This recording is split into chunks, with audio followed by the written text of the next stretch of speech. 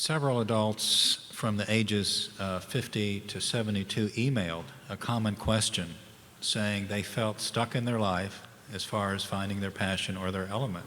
Yes. What might their seeker's path look like? What might first steps? I have no idea. So, no, I do. Actually, I've just written the sequel to The Element.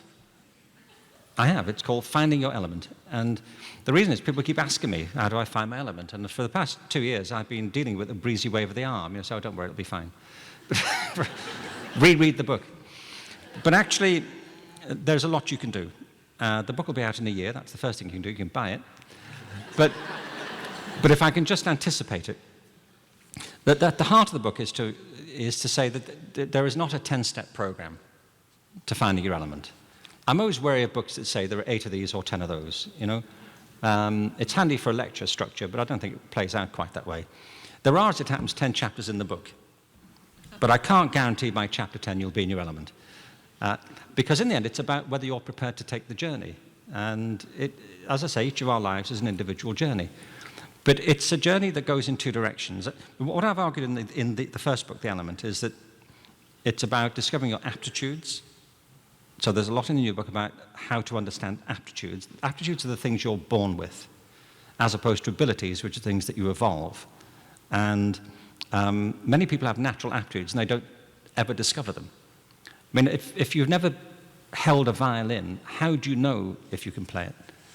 If you've never worked with animals, how do you know that you can or can't? A lot of this is about opportunity.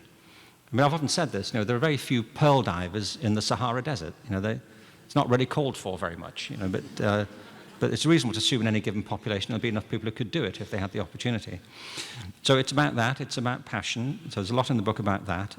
It's about attitude. You have to feel entitled and have some self-confidence. A lot of people inhibit themselves because they're worried about other people or they're worried about failure. You have to be confident. And you have to create new opportunities. So it's a 2-way journey, as I see it. The first one, it's a journey into yourself. I think you have to listen to yourself. A lot of people don't. I think it's particularly true of kids, by the way, but it's true as a lot of adults. We get stereotyped by our own biography of other people's expectations of us. You know, you might want to try something, and you could be quelled by the best-intentioned, closest friends you've got. You know, you might say, I'm going to try this, and all it takes is a raised eyebrow. It's like, really? What, you? You know, for you to go back into your box. You have to be prepared to listen to yourself, not to other people. And the premise of the book is that we all live in 2 worlds. I can put it this way. You know, there's a world that exists only because you exist. It's a world that came into being when you did. And it will end or change according to your own beliefs on this when you do. And you know, it's the world of your own private consciousness. It's the world that the psychologist R.D. Laing once said, in which there's only ever one set of footprints. But there's also a world that exists whether or not you exist. It's the world of other people, the world of other objects and events, and what E.M. Forster once winningly called the world of telegrams and anger. You know, it's the world beyond yourself. And we spend much of our lives trying to mediate between these 2 worlds. I mean, you see the world from a different perspective from me, and we all do. So you have to go into that internal world, and there's some techniques in the book for how to think of that, and to identify the aptitudes, and to listen to the passions, to your own energy. If I just say this, I have a whole thing in the book about spiritual energy. I don't mean it religiously, but what I mean is that there's a difference between spiritual and physical energy. Do you know what I mean? That if you're doing something that you love, you feel it. Your energy is different. You can be physically exhausted at the end of the process, but spiritually uplifted. But if you're doing something you don't care for, you might be physically fine, but spiritually down.